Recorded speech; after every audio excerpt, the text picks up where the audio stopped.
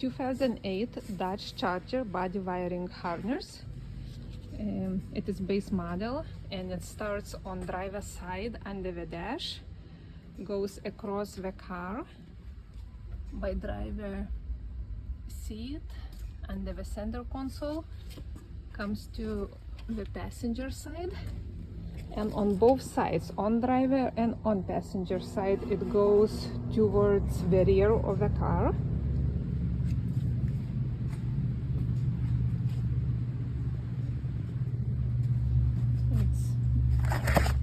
Let's see, under the rear seat, the same wiring goes into the fuel pump and ends up in the trunk by taillights and connects to the fuse box, which one is in the trunk. And on the back side of the fuse box you can find the sticker with part number.